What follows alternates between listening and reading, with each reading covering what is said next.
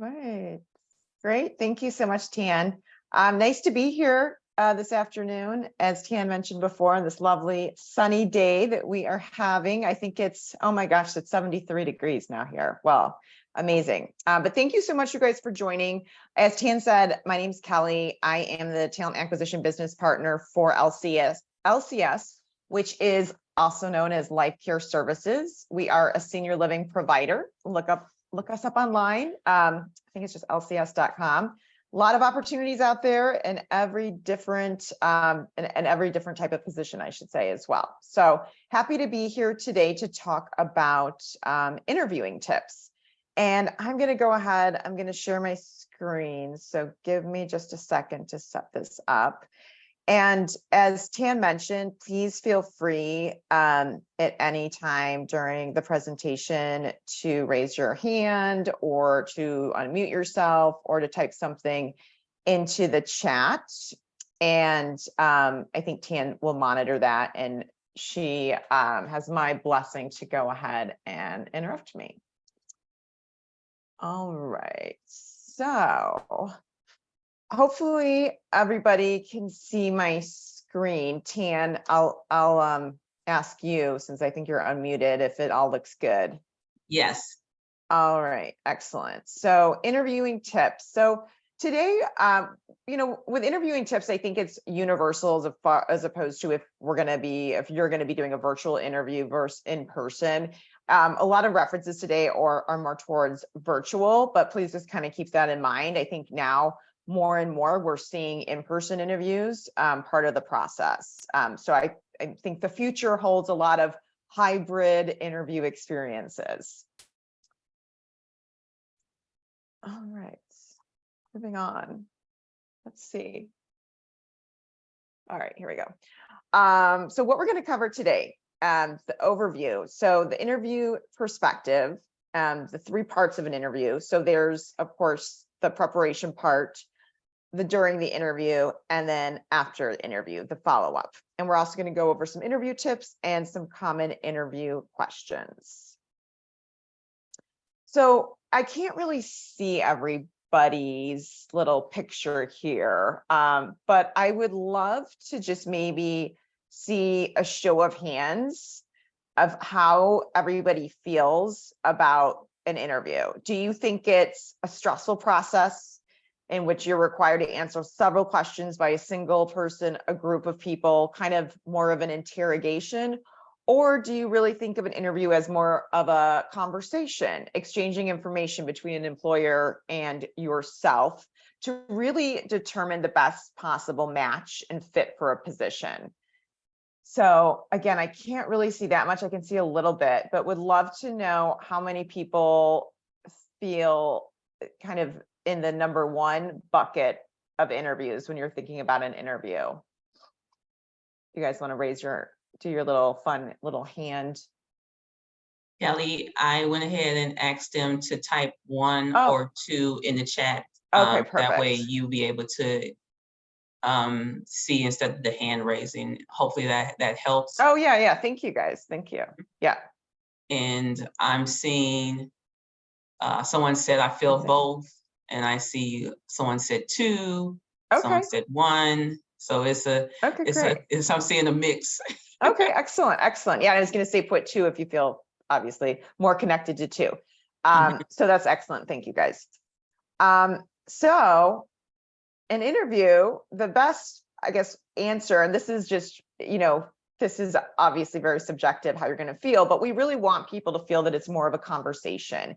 It's really exchanging information and determining, if you are the best fit for the position and if the position is the best fit for you.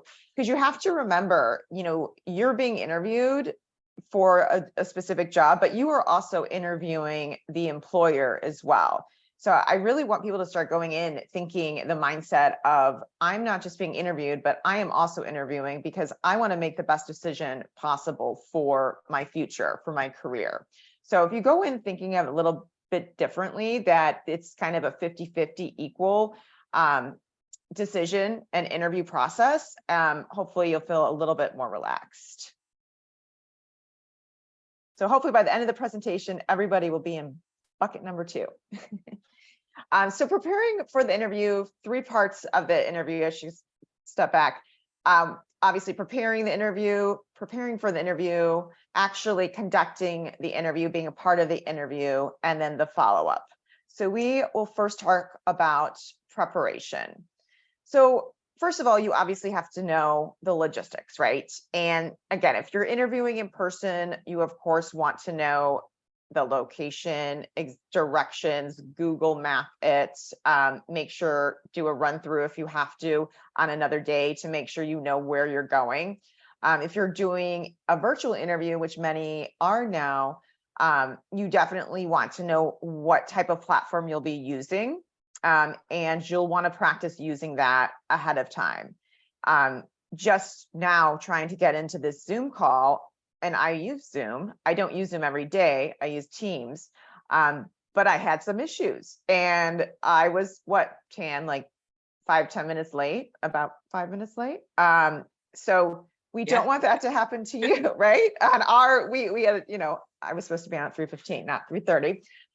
So I had some issues, and we don't want that to be the first impression of somebody who is having an interview. For the first impression, we want you to be early rather than late. So even if you're used to using Zoom or Teams, I would still give it a run through before your interview. And then, is the interview going to be live or recorded? So there are some companies now, and they've been doing this for a bit, who will do more recorded interviews where you won't actually be with a person, but you'll be given questions you'll see on a screen, and then you'll have a certain amount of time to answer them. So that's something that you would definitely know ahead of time, I would think. But, if that is something that you're going to be doing, you'll want to know that and be kind of prepared in a different way than a face-to-face with an actual live human being. And then how many interviews are you going to have that day? If you're going in person, are you going to be meeting with 4 different people, different interview times? Are you going to have a panel interview? Are you going to have multiple interviews virtually? So you're going to want to kind of gauge that so you can kind of plan around a lot of different things, especially if you have a current job. You're going to want to plan out so you can allot that time and devote it just to your interview. And then knowing the organization, I think this hopefully has been kind of ingrained in people, ever since you started in any type of career development or any class that teaches anything about jobs or going to get a job, is really doing your research on the organization. And there's really no excuse now. I mean, everybody knows how to Google. There's so many different platforms to find out information. There's Glassdoor, there's Indeed, and so on and so on. You can also look companies up if they're in a specific industry, just industry standards, if they're following it, like senior living, what I'm in now, I can look and see, where we're rated and as far as senior living providers. So, things to research ahead of time. Getting to know what their mission is, their purpose, their vision. A lot of companies who are very mission driven, they will ask you questions that will be very specific to their culture, their work culture. So you're going to want to know that ahead of time. And you're also going to want to know if that's going to be the right fit for you as well. And then obviously you're going to want to know their products and services, who their competitors are, and who their clients are, and their customers and their stakeholders, because you're going to want to kind of have that in the back of your mind when they're asking you certain questions. You're going to want to think about, okay, who are they? Who am I thinking of as my stakeholder potentially? And then again, what is the company culture like? I touched on that. I think that's very important more and more. And then how do they compare to other companies in their industry as well? And again, I think you mentioned going back, who are their competitors? And then who is interviewing you? Get to know them. Again, no excuse, right? I won't say everybody, most everybody is on LinkedIn now, and you can certainly look up, see what they're all about, know a little bit about their background, their history. And I mean, I guess depending on what type of LinkedIn account you have, somebody is going to be able to see that you check them out online. I'm sure we all know now there's a little notification that you are sent if somebody looks at your profile. And from somebody who has hired and has recruited before, that makes me think, oh, this person's doing their research. They're looking me up. They're getting to know me. So even you're saying something without saying something, right? And then there's obviously there's Facebook, Twitter, other ways to kind of get to know somebody as well. I personally think LinkedIn is probably the most professional, of course, out of those. So I would choose to look on LinkedIn first. And then, of course, knowing the position. Of course, hopefully before you actually apply to the position, you know a little bit about it, but just making sure you're going through it and you're really looking over all the different types of responsibilities that they list, keywords, and kind of having some thoughts and already ahead of time of how you can really sell and market yourself based off of your skills and experience to their job description.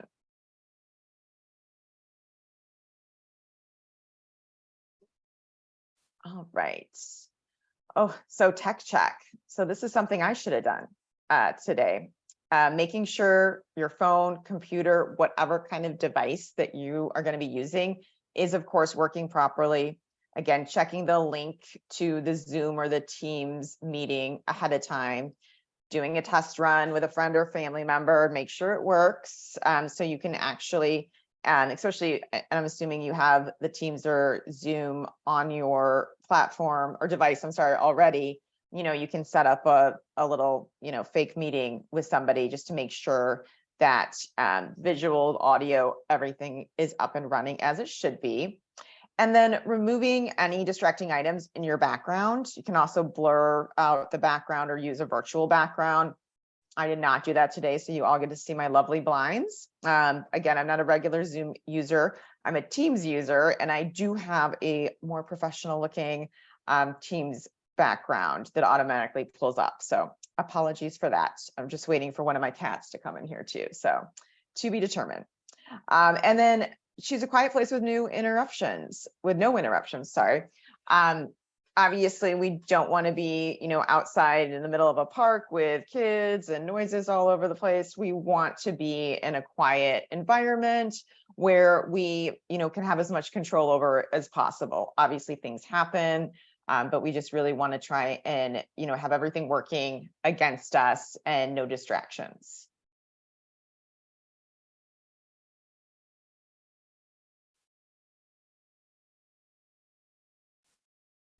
Sorry about that.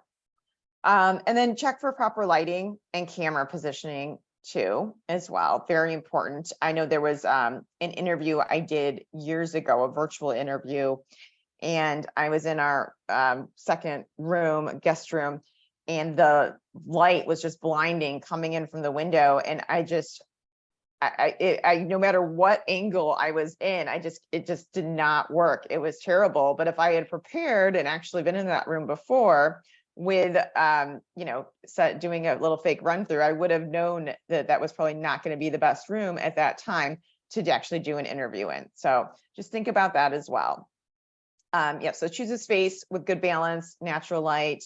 Also, place books under your tech device so that the camera is at eye level and it's not too close to your face. Right now, obviously, it looks like I'm staring up. I'm really not, but that's obviously what the interviewer would see. So just think about just kind of all type of visuals and how you're going to come across to the interviewer. And then make sure your video conference account has a professional username. I think nowadays it's just automatically uses your email account, but I'm not 100%. And I do know that sometimes people's emails are not always the most professional. So just think about that as well. Again, it's a first impression. It's something that someone's going to see pop up. And if it's, something that's kind of inappropriate, I mean, that might not be the first impression that you want to give off. And then interview day. So of course, pay close attention to the instructions that the employer sends you prior to the interview, and then prepare questions to ask during the interview. And something that you should always do ahead of time, 3 to 5 questions about the company, about the position, about the person who's interviewing you. Again, another great opportunity when you're looking at someone's LinkedIn profile to maybe come up with a question or two to ask them. about their career history. And then be prepared for changes in the questions during the interview. It's a given, I'm sure, that a couple of your questions will be answered. And you can always say, thank you so much, you've answered some of my questions. I do have a few more. So make sure that you have a decent amount of questions, and think of, as you're going through the interview, what else do I need? What other kind of follow-up can I ask about this? And it should be organic too, things that you legitimately want to know.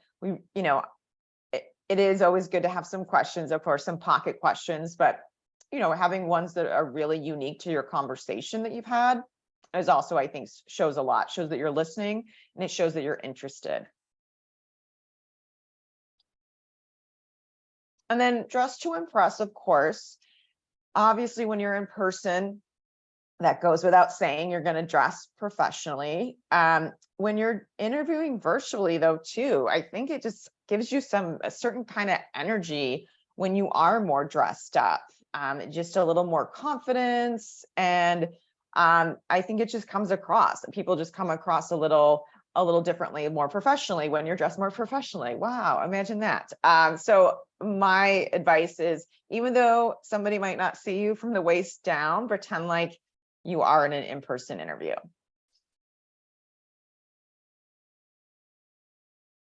And so day of the interview, again, you're going to want to check your internet, close any apps, windows that are open on your tech device, just so you have no distractions. Always have a paper and pen next to you, again, so you can go ahead, write down potential questions you're going to ask them. Also have your resume there. And then I always think ahead about what questions I'm pretty sure an employer is going to ask me. Might not be asking me verbatim, but they're going to ask me. They're going to ask me about, tell me about yourself. They're going to ask me, why are you interested in this job?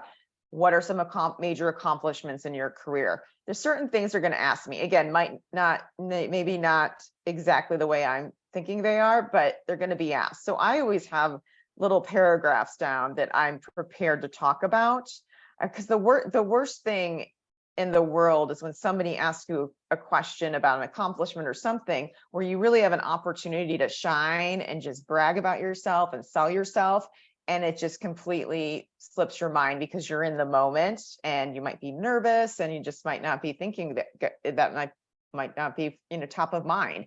So having these things written down ahead of time really, I think, can save you. I don't want to say save you, but it can really help you, better market yourself and speak to your accomplishments. So I always recommend having like a cheat sheet next to me. This is different, of course, if you're in person, you don't really want to be looking down, but for virtual, this is one of the, I think, advantages of being virtual, having virtual interviews, is that you can have different little cheat sheets all around. Hi, Kelly. Can I chime in? We have a question in the chat. Oh, good. The question is it okay to have a notebook and a pen during an in-person interview? Yes, absolutely. Yep. And again, I would take some notes down when you want something that you're gonna ask a follow-up question on something. Yes, absolutely perfect to take notes down. And even just for vital information that you need to know, like what is their strategic goals over the next 3 months, anything like that, that's going to really, something that you should remember and write down. And again, this will help you also when you're writing your follow-up thank yous too. So yeah, I think that's perfectly fine. Thank you. Absolutely. So if you're not using your phone during the interview, definitely put it on mute. I think that goes without saying. And then anything else that could make noise, if you can mute it. And then you always want to be ready, at least 5-10 minutes before signing in, and try and sign in a few minutes before the actual interview time. So again, I recommend trying to sign in even before then, just in case there's any last minute tech issues. But hopefully when you've tried it earlier in the day, everything went smoothly. But you can never be too prepared for lovely technology challenges. Hi, Kelly. We have another question in the chat. Yeah. And the question is regards to answering questions. The question is, what if I cannot answer a detailed technical question?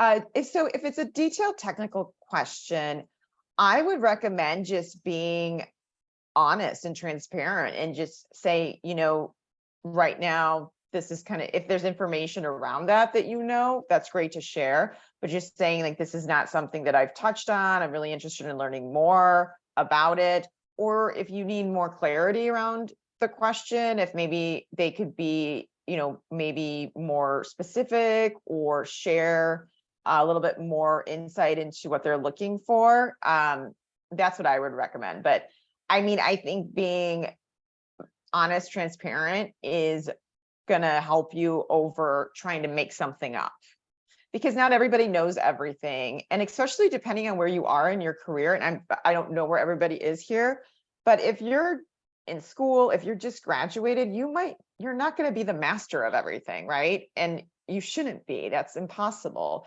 So just being honest with them and oh, is it like this, or this program that I've used?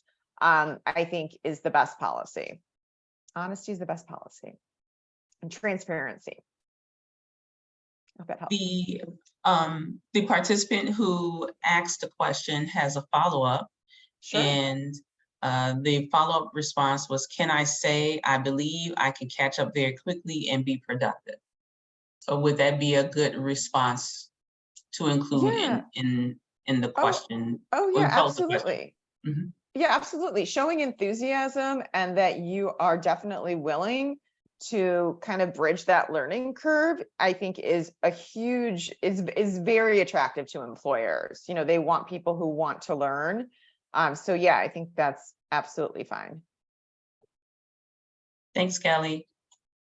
Sure thing. Okay, so just like I said before, just being ready, being prepared for the interview. Not doing what I did today. You want to be there ideally ahead of the interviewer, and just for your own, mind's sake, so step one, logged into the system and on the platform, can check that off your box, right? Okay. So now we have the actual interview. So typically the interviewer will start the conversation. They'll probably make some small talk. They go over the introduction, just of the company overview, the job interview. They'll talk about your background, experience, skills. They'll let you share your background, experience, skills. And of course, they'll ask a series of questions to you. And then kind of the second part of the interview is after you're done answering the questions and the interview's kind of wrapping up, is for you to ask questions. And that's kind of where I went over before, making sure you have those questions ahead of time. And then the interview wrap up and follow up instructions. And usually the interviewer will give you, hopefully, some detailed next steps, whether it's we're interviewing 5 other candidates, we should be able to, debrief as a team and have a follow-up for you next week, or we plan to make a decision in the next couple of days. You'll hear back from us, on Friday. So usually they'll give you some really, detailed next steps. If they don't, of course, that is an opportunity for you to ask, what do the next steps look like? Perfectly fine to do that. So during the interview, like I said, when you first start, you're going to probably have to do some small talk. I know it's not for everybody, but it's just, part of the interview process. So, just be prepared to talk about the weather, right? It's lovely weather. I think I did that today too, right? It's beautiful weather in Chicago. So, kind of a good way to gauge somebody's, conversational skills, ability to make conversation with people that they don't know, your comfort level for making small talk. And depending on what position you're applying for, I mean, it could be really important. If you're applying for a sales position or something that has a sales aspect to it, they're going to be looking for somebody that has very good conversational skills, that can make small talk, that can build that connection like that. So it is important. It might seem like fluff, but think of it as part of the interview in a way. But don't overthink it either. Be natural, be yourself. But it's also a good way, I think, for you all to gauge if it's going to be a good company culture fit for you. Because if somebody does not make small talk and gets right to it and kind of cold, I mean, for me, that would be a red flag for the company and the position. I remember I interviewed for a job that was it was a virtual interview, and it was meant to be a virtual video interview. And I got on and I was on camera, and the person interviewing me never turned her camera on the whole time, the whole interview. And I kept my camera on, and I was like, this is the weirdest experience. And if somebody was like, oh, I'm so sorry, I'm sick, or I'm in a place that I can't be seen for some reason, I don't know. But at least share that up front, right? But it was a total turnoff to me too. So, just keep that in mind. Again, you are interviewing the employer just as much as they're interviewing you. So if they're not into, all into small talk and get right down to business, just keep that in mind. And then again, yeah, they could also try and gauge your sense of humor. Are they going to fit in with my team? My team, they like to joke around. They work hard, but they also, like to, just have fun as well. Who doesn't during the day? That makes work go by a lot faster, right? So again, just kind of really gauging culture fit, I think is probably one of the main points of, trying to gauge someone's sense of humor and just sense of, I guess, personality and fit for the team.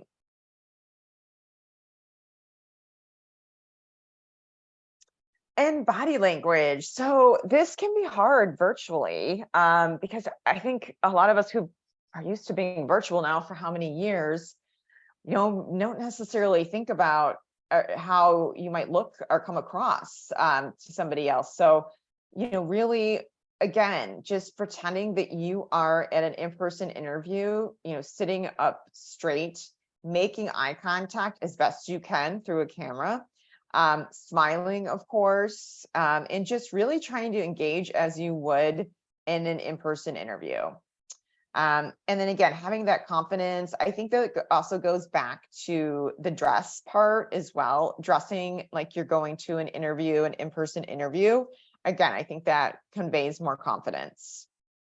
And then something I think I covered before about writing your talking points down on Post-it notes or piece of paper, just something somewhere on something that you can easily look at and not have it be too distracting.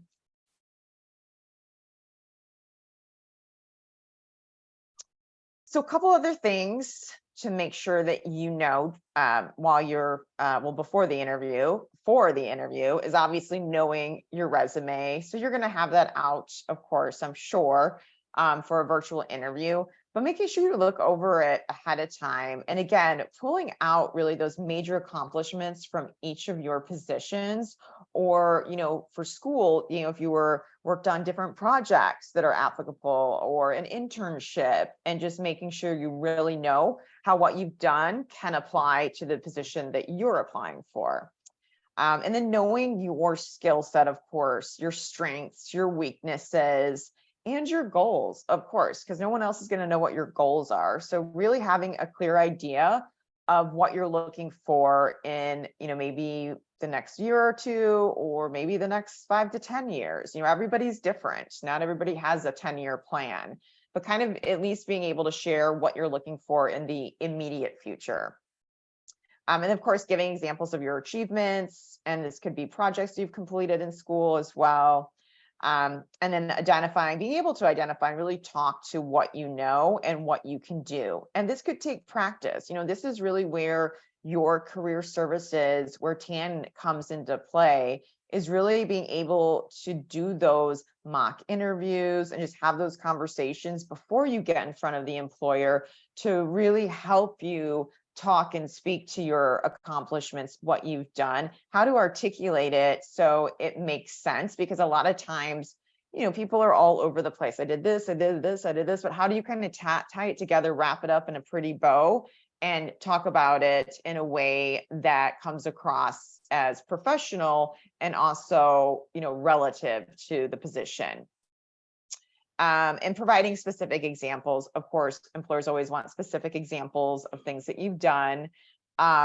Depending on the position you're applying for, which I feel like nowadays is every position, is metrics, right? I increased time for me in recruiting, when I was doing recruiting, being able to show that I increased time to fill. So from the time a job was posted until it was filled, I decreased it by 40% over 6 months, or I filled 98% of jobs within a certain time frame. Just whatever your position may be, however you can tie into metrics and talk about it. Employers love that. They love numbers. So something to think about. And you might not think, like, oh, I've done this position doesn't really have metrics. Well, most positions do.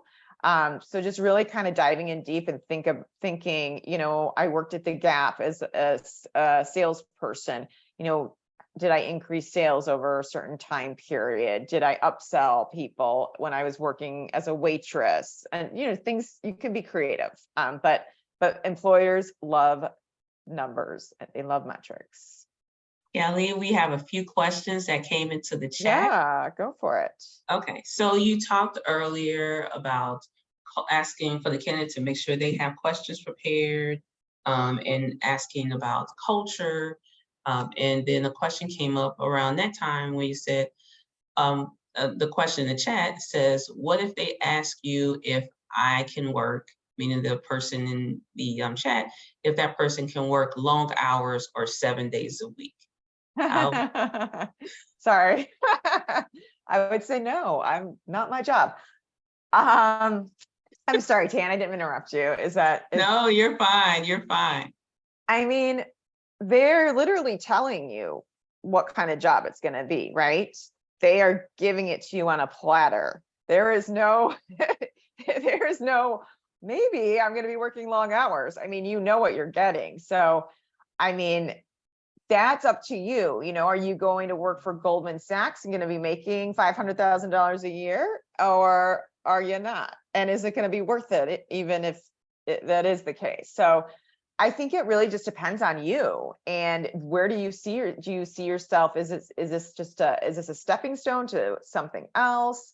So I really just think it's individualized. I mean, me, for where I am right now, like, I laughed, I'm sorry, but I just laughed because I would never consider anything like that.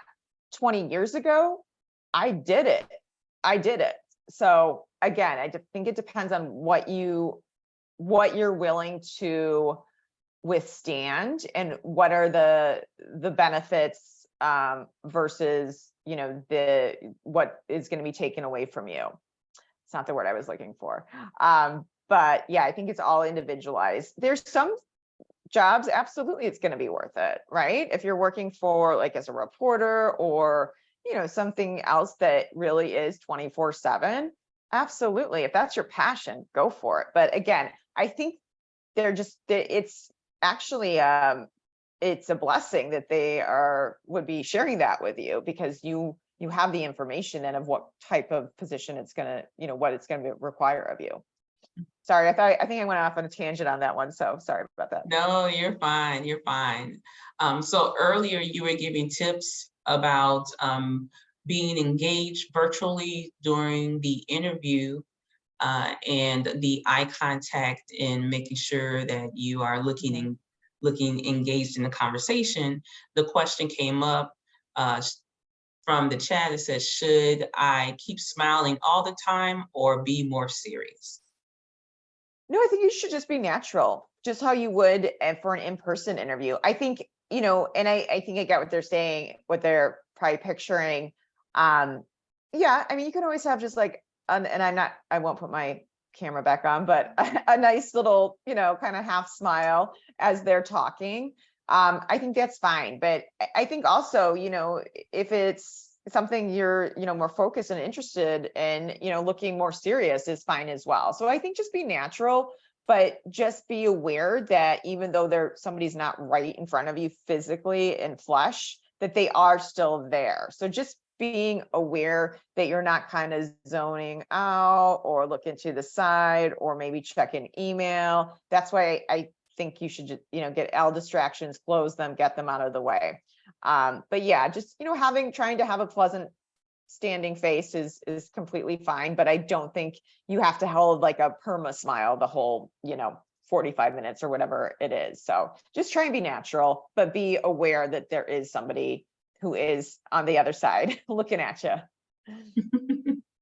All right, and then the last question is from the current slide. The question that is in the chat says, is there a best way to talk about yourself when you are not comfortable hyping yourself up? Yes, practice. Practice and writing down what you maybe aren't going to say verbatim, but that'll give you some really good talking points. But practice it. I practiced with my husband for interviews before because I would have a hard time kind of selling myself and really being able to articulate what I've accomplished and how it related to the job I was interested in. So yes, really utilizing your friends, family, TAN, career services, they're there to help you, specifically career services. I'm sure family and friends are as well, but career services I think can really help you kind of get things out of you that you might not see, just because a lot of times, it's yourself and yourself, and you might not really think what you've done is all that great, but other people will be like, oh my gosh, wow, you've done this and this and this. So really having somebody else's perspective, who a lot of times doesn't know you as well, like career services, I think could be really helpful. But then making sure you're writing that down and you're practicing it. So by the time you need to share that information, it's gonna come across very confident. So practice, and prepare as much as you can.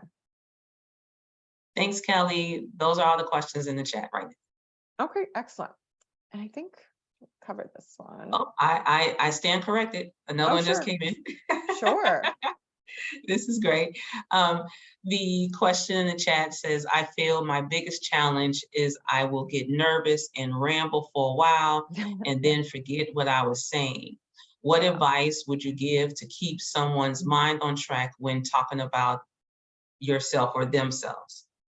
I would say try and be as present as you can and try and really listen and just practice listening skills. I know it sounds really mundane, but a lot of times when someone's talking, and not even an interview, and I'm sure people have heard this before, when even your friend's talking, you're already thinking what you're going to say back to them, right? Even way before they stop talking. So just trying to be in the moment and really listen to what they're saying and what they're trying to, what kind of information are they really trying to get from you?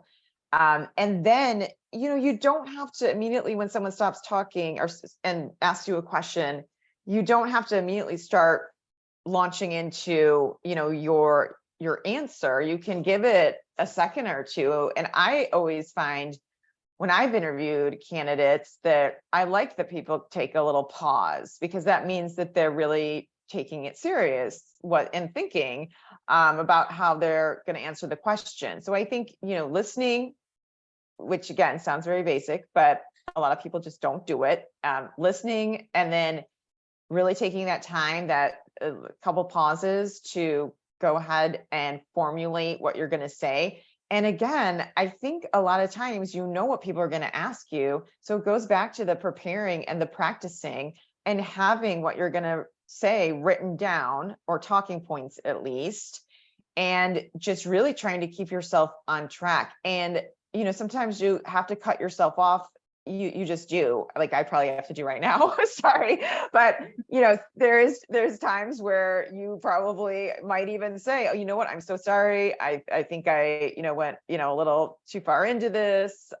You can always just kind of make a little laugh about it too, and correct yourself as well. But again, just practice ahead of time and listen and take a pause. Thanks, Kelly. You got it. All right.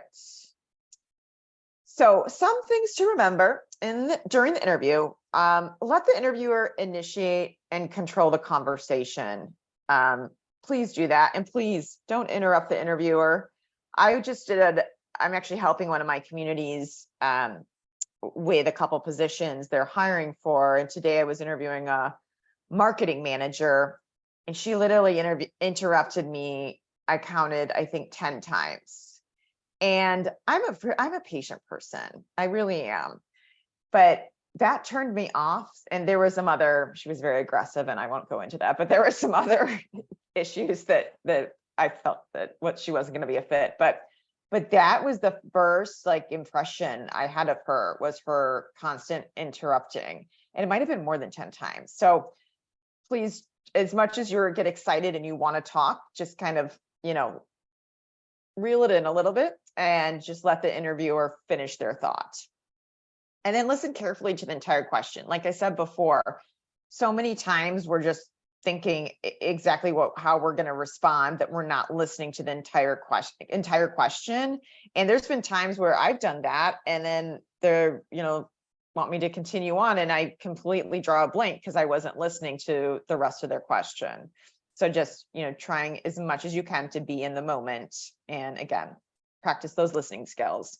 And then, of course, like I said, eye contact, be engaged, of course, and speak with confidence. You're there for a reason. They chose to interview you. Nobody forced them to interview you. So you're there, you're already in the door, right? And then don't rush through your responses. Again, some silence is definitely okay. And I do think it reflects strongly on people who do take a little pause to formulate their thoughts. Just kind of overview of some interviewing tips. Of course, interview with confidence. It's a lovely quote. Until you're able to convince yourself that you're the candidate for the job, you'll never be able to convince anyone else. Right? Know your self-worth, and that you're there for a reason. Obviously know what you have to offer. Of course, like I said before, really do a deep dive into what you've done in school and other positions, and how that's going to connect to the position you're interviewing for. And then also be prepared to answer some behavioral based questions using this approach, the STAR approach, where they'll ask you, they'll probably say, give me an example of a time you worked with a difficult coworker, or give me an example of a time where you missed a deadline, and you're going to have to think of a situation, what was the task, the action that you took, and then the results. And this, again, these are all things that you can think of ahead of time as well. And you should think of certain behavioral questions that they're probably going to ask you. And again, if this is not your wheelhouse, this is not something that you do all the time, interview, again, utilize career services. They can give you, I'm sure they have examples of a lot of behavioral based questions that you can take a look at. And a lot of them, can be used and, kind of formulated differently. So, you can have a couple really good situations that you can share that can be used for different questions. So again, this is all stuff you can do ahead of time. And then if you have multiple interviews with a company, just make sure you're consistent with your answers. You don't want to say, oh, here I increased sales 80% and here 200%. You just really want to be consistent, honest, of course, transparent. Hi, Kelly. Yeah. I have another question from that slide. Yeah. The question is, what level of confidence should I have, or how can I show it? In other words, how can they tell whether or not I am confident? Yeah, well, I think in person, it's a lot about body language, eye contact, just how you hold yourself and how you talk. And virtually, it's the same thing. It's the same thing. There's obviously, you're not in the same room with a person, but I think you can still emulate that same confidence by, again, how you're dressing, how you're sitting, your posture. How confident do you feel about the words that are coming out of your mouth? And again, it's practice. I mean, nobody is born a great interviewer or a great presenter. It's all practice and trial and error. So give yourself some grace too, right? And employers know, depending on where you are in your career, that you're not going to have a ton of experience to share, and you might not be that experienced interviewing. I used to recruit for an intern program, and it was very different than recruiting for marketing managers, right? People just have different life experiences. So yeah, give yourself some grace. But again, it's really practice. It really is. It's practice, really knowing and feeling confident with what you've done and how you can share that and verbalize it is really, really important, I think, and can set you apart. But again, it's all practice and preparation. Thanks, Kelly. Yeah. So here are some questions that you should just be prepared to answer. And again, these are things that you can write down ahead of time and really make sure that you are going to come across very confidently in what you're saying. So of course, tell me about yourself. Everyone's going to ask that, right? They're not asking for you to talk about where you went to elementary school and everything after. They're really kind of trying to get to know about what makes you you.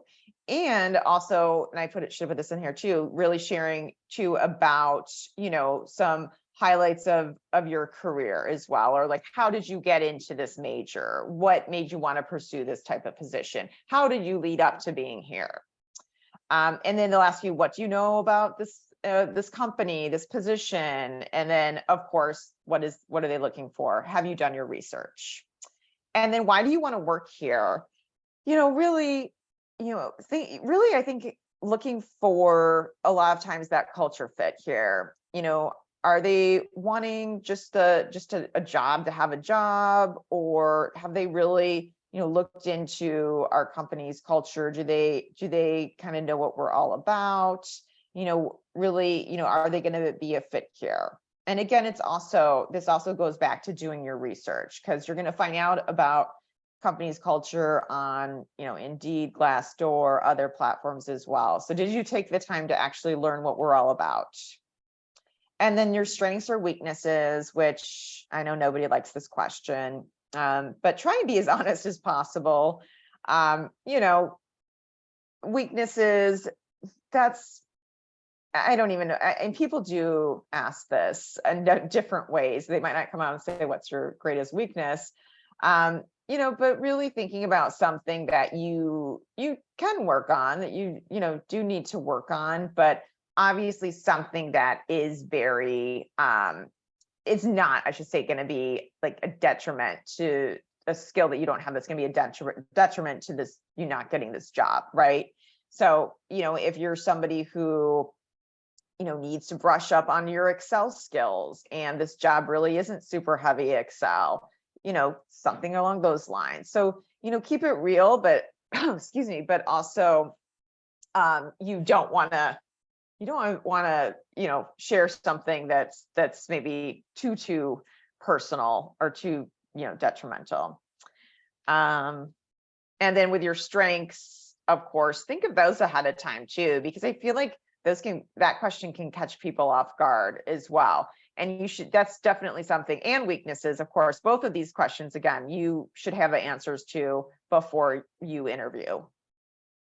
Hi, Kelly. Can I come in and ask a question? It's not from the chat, it's coming from me. Yes. So the tell me about yourself question, you had mentioned in these questions in general that you don't want to overshare.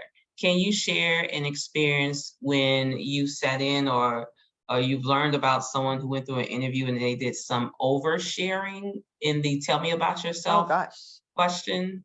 Yeah, I mean, all the time. I don't even know. There's like so many. Yeah, I just interviewed an executive chef the other day and the executive chef for the community, it's very high stress, high pressure, a lot of hours. And this person was talking to me about his custody battle that he had with that he has going on with an ex-girlfriend, and how he's, fighting for custody and he's going to win. And that, he's going to need weekends off and blah, blah, blah. And just stuff like that, that it's like, I'm glad you're sharing this with me. But it's not working in your favor. Right. And just, yeah, gosh, just so many other things, Tan. I But there's things, understand. I totally so many, understand. there's so many, yeah, things that won't even share some of them, but, yeah, just again, like that's not anybody's business, right? I would never ask any question about marital status or kids. And that should be a red flag for you if an employer does ask about anything like that. And that's not anything that I should have known, right? So Mhm. things like that are personal, that, again, just there's no one's gonna should be asking you that, and you don't need to be sharing that. And it's only gonna hurt you. Hopefully that Understood. was a decent example. No, that was great. And I appreciate you mentioning that there are illegal questions Oh, that could be 100%. asked during the interview and that Yeah. people need to be aware of that. Oh, yeah, absolutely. Absolutely. Yeah, nobody should be asking about anything too personal. No. And again, if they do, that shows you who they are, right? And what type of company they are. And some people, and I should back that up, because there's hiring managers who are not professional recruiters, right? Or interviewers. And I do know that some hiring managers will start chatting about their kids and maybe ask about their kids. And it's not anything malicious or trying to kind of, suss somebody out. It's really not. But just keep that in mind. It's not something, if you feel comfortable with the person, of course you can share what you want to share, if it's, to a certain extent. But if a recruiter is asking you, or a hiring manager is asking you, well, are you gonna be able to work these hours? Do you have kids? Some stuff like that. That's a huge no and a huge red flag. There might be, like I said, more organic conversations where it comes up. And if you feel comfortable sharing that information, you can, but it's not something that people should be asking you. And it should definitely not be any, qualifying for a position. Mhm. Awesome. Thank you. I do have a question that came up in the chat. Yeah. And this is in regards to the last question of greatest strength, greatest weaknesses, which Yeah. I am also not a fan of. So, but it is one of those commonly asked questions. I know. It's But the awful. the question in the chat said, "Is it okay to say stressed out at work as a weakness?" I wouldn't, just because they don't know you really yet. Everybody here has been stressed out at work, right? Or stressed out at school. Yes, of course. That's not something, I don't know if I would say that. I think you can rephrase it and say something more along the lines of, there's a lot of times I take my work very seriously. And if I feel like I'm, not doing 150%, or not gonna knock it out of the park, I do get stressed out. I would, if you're gonna say something like that, I would definitely put it in some kind of context. Instead of just saying I get stressed out at work, I would definitely put it around, like I just said, like I do get stressed out when I'm, again, don't feel like I might be falling a little bit behind, because that's, I think, a little, it's all relatable, but it's more relatable than just saying I get, stressed out at work. So that, I think, people could take that and run with it. So I would put some context behind it. Mhm. Thanks. And another question came into the chat just a moment ago. And the question is, what is the purpose of employers asking for my sexual preference? I've seen a lot of employers asking that during the application process, and have seen that as one of the questions when I've been asked to fill out a questionnaire prior to walking into an interview. Oh my gosh, I've never seen that. I've never even heard of that. You're asking for your sexual preference, like on an application? Yeah, so if the person who asked the question, if you want to unmute yourself to share or additional information, or if you want to type it into the chat. But yeah. Sure, no problem. Yeah, it's so it I think at least 5 different times that I've applied to jobs, it has like sexual preference, sexual orientation. Oh my Um, gosh. Well, I'm right. so, And wow. one of those was actually a pretty big company. It was Uber. And I don't know, Really? it throws me off. And Oh my gosh, yeah.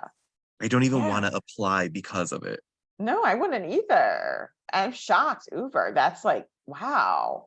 No, I mean, that's nobody's business. That's crazy. Honestly, Right. that So should be, that's a, that should be illegal. I would think. I mean, I'm not I an HR law person, but yeah, I mean, that's, and do they give you an option to not answer? Not that that makes it better, but is it like a one or the other? some have, some Oh, haven't. wow. Oh But gosh. I researched it and it turns out it's not illegal. It Mm, is what is illegal is them uh, not giving you the making job because decisions, of it. Right. making decisions. Well, I mean, take that with a grain of salt. That's what's the point of that then? Yeah. Right. Yeah. I mean, that would just offend me. I don't think I wouldn't want to work for a company that's asking me those questions. Um, but yeah, especially in this day and age, that is just beyond. Yeah, no, I learned something new today. So, I mean, yeah, I've never seen that before. I know my company certainly would never, that when we companies I've worked for, that it's never a question. So, so yeah, that scares me, and I would probably stay away from those companies. Yeah, that's exactly what I did. Yeah, no, absolutely. Wow. Any other questions? This apparently is a hot topic in the chat, so there have been some responses to the question that Raphael had asked and some of the information that was shared. So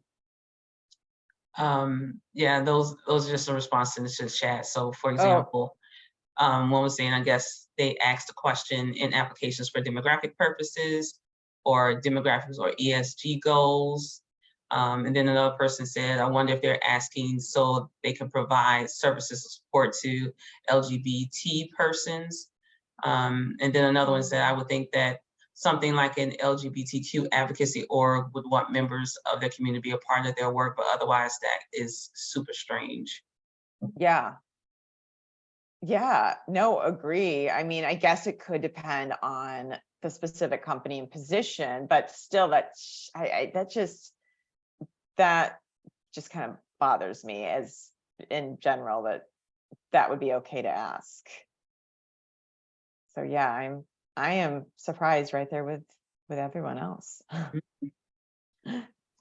But it could be, I'm not saying that it is, but you know, at the end of many applications, they ask different questions in terms of Oh yeah, demographics. yeah, So right. it could be that.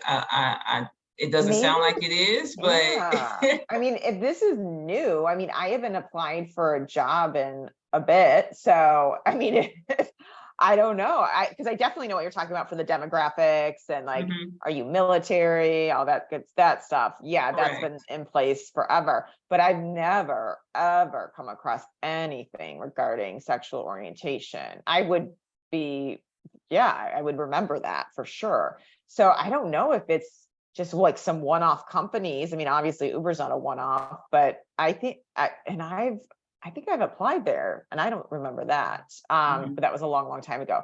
But maybe, I don't know if it's something just that's now coming about, which seems even stranger, but yeah, that is just crazy. I will say that I met with an advisee um, in the past week or so, and the advisee shared with me that the question in terms of their sexual orientation was brought up during the actual interview, which is Oh, very wow. interesting. I question the legal aspects of that, Yeah, me um, too. but that's one of those situations where you would have to decide Yeah. if or if you will not answer the question, and if you Mm-hmm. do, how do you respond to that question? Mm-hmm. And that, you know, it depends on the person, but Yeah. I would question the legal aspects of having that question asked during the interview, similar to what you said earlier Yeah, 100%. about there are some questions that are illegal to Yeah, ask during I'm the interview. And shocked I think it's important that's. that we all stay educated on that. Yeah, that's just shocking that it's not considered illegal. I mean, wow. I feel like that this would be like more well known though too. So yeah, I'm gonna look into that. Interesting. Thank Okay. you. I Yeah. think that is all that's in the chat at this time. Okay. But this All is right. great. Thank you. Yeah, and we're wrapping up here, guys. But just, if you do get stumped by a question, which inevitably it will happen to all of us, it happens to me still, and I've interviewed plenty of times. But just, you're human. Don't panic. Don't become frustrated as much as, you are in the moment. Obviously, don't quit the interview or leave. Stay professional. Repeat the question. Ask them, I'm sorry, can you share that question again? Can you repeat the question, or you repeat the question just to make sure you're on the right page and give you more time to think. And then again, take a moment. You don't have to always fill every, void with talking. There can be some silence. And again, this can be a time for you to really gather your thoughts and take a look at your talking points, perhaps to the right of you. But just really know that, that because you get stumped by a question, that doesn't mean you're not going to get the job. I've hired plenty of people who have rambled, who've, fumbled over their words, who've not been able to answer questions exactly the way that they probably wanted to. So it's not the end of the world at all. It's also a good way for employers to see how you handle yourself under stress, right? What does this person do? Do they shut down? Do they get irritated? How do they handle themselves? Because if they're going to bring you on to their team and to their company, most people want, to bring people on who can really handle themselves as best as possible under stressful situations. So just think about that as well. And it happens to everybody. So it's not the end of the world by any means. And then, of course, the questions that, you want to ask the employer. And these are just a sample of some that you can kind of have in your back pocket. What they're looking for, examples of types of projects, work that they'd be doing, asking them what they like about working for the organization. What is challenges that you foresee this position encountering, I think is really helpful. It gives you good insight into, what you could have ahead of yourself. And I think too, employers, especially nowadays, I think most employers are really transparent about the work environment and the challenges. So I think you'll get a really good picture too of what, potential obstacles could be. How did this position become available? I mean, has this position, is it a revolving door? Is there someone new in it every 6 months? That says a lot, right? Or is it a new position? Is it somebody who's been in the role for 5 years? So just good to know. And then what they want, really, what they're looking for, in the kind of the near future from you. And then, asking if there's anything else they need from you, and then what are next steps. So these are just some sample questions that you can have, like I said, in the back of your pocket, and other ones too, more specific about the job that kind of come up organically throughout the interview. Hi, And then Kelly, we have a question. Sure. Sorry to interrupt. No worries. But from the questions that you shared, a question came up in the chat that says, is it okay to ask how many employees are exactly working there in the company? Yeah. Oh yeah, absolutely. Absolutely. And you can do your research ahead of time. A lot of, I think Glassdoor and Indeed company pages, some of them will share kind of the range of amount of employees. And so you can even say, oh, I was looking on your Glassdoor page. I saw that you have, 850 employees. Is that accurate? It's just, or, just to kind of get a feel, and it shows that you've done your research too.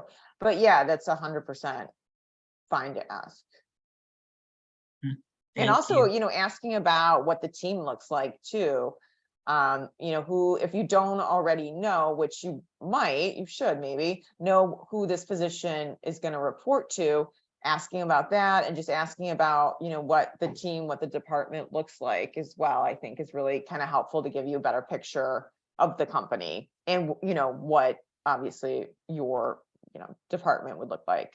Mm-hmm. Thanks, Kelly. Yeah.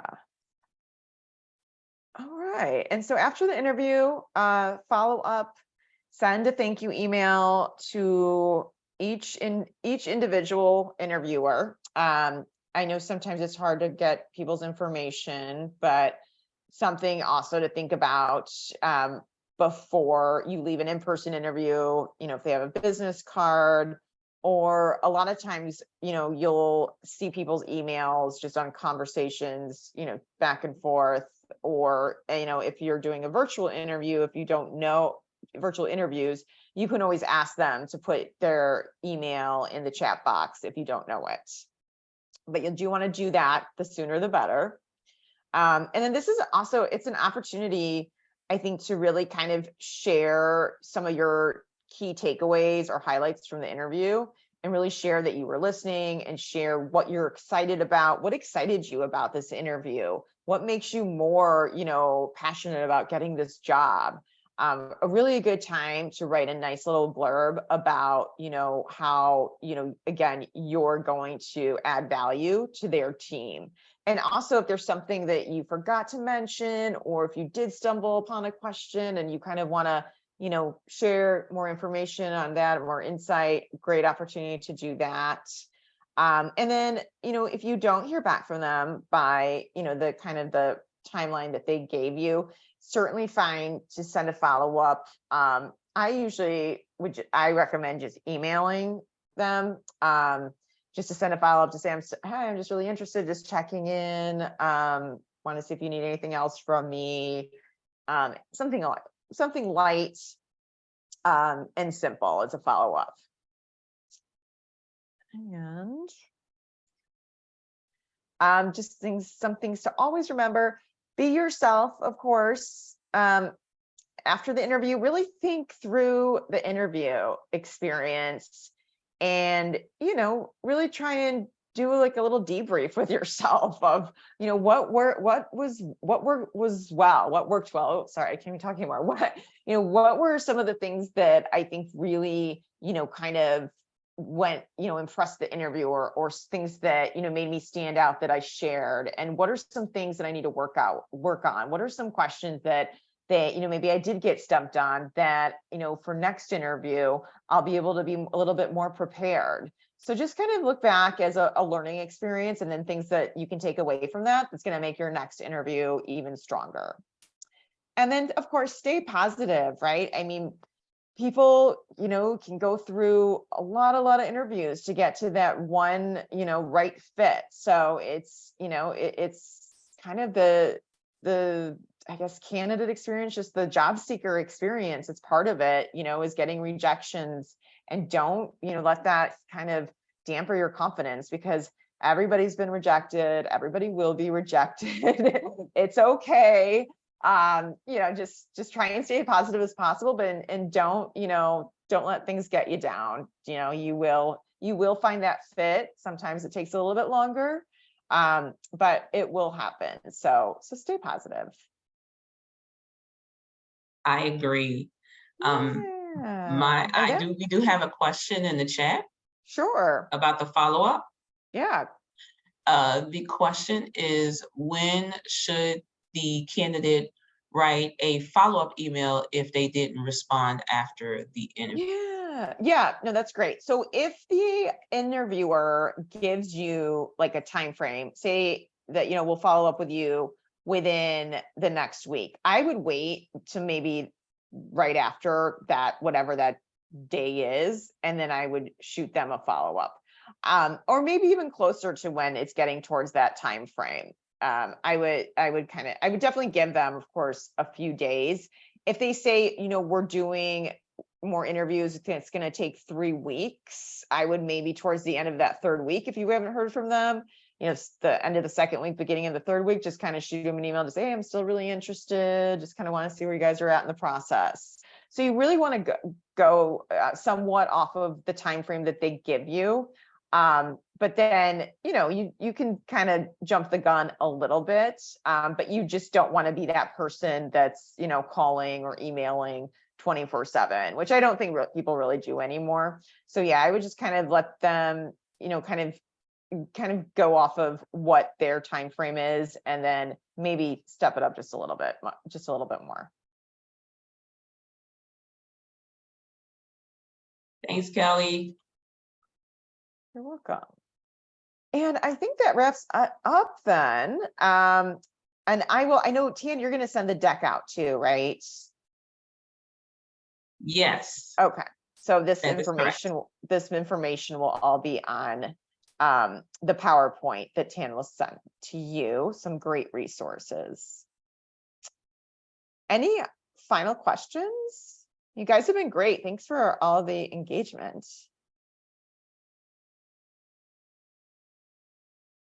So thanks, Kelly. Yeah. We're going to, is it possible to pause on the sharing of the last slide?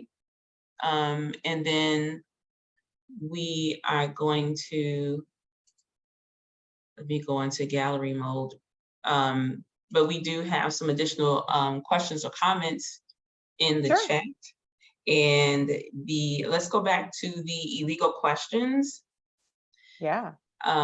Because someone had shared in the chat that they were now is helping them think about what questions are out of bounds during the interview. So if it's possible, if we could talk, would it be possible for us to talk a little bit more in terms of what would be some areas that I call the no zone during the interviews. So I'm going to turn on my camera and talk a little bit about that. And Kelly, if you can, perfect. So before we begin, thank everyone for attending. It is 4:45. We are going to stop the recording right now, but we're going to continue this conversation. So we will be sending, or I will be sending, a copy of the slides along with the recording for this session and some additional handouts. Kelly had mentioned the STAR method, this responding to behavior-based questions, which is a situation, task, action, and results. I have a handout that talks about that and provides an example to walk people through it, along with I should have some handout that talks about how to respond to common interview questions, and we can send that to you as well. So I'm going to stop the recording. And thank you all for attending. But if you want to stay on and continue the conversation, please stay on, and we'll be here. If it's okay with you, Kelly. Yeah, absolutely. Yeah, okay, for sure. Perfect. Thank you. Thank you everyone for attending. Yeah, thank you guys.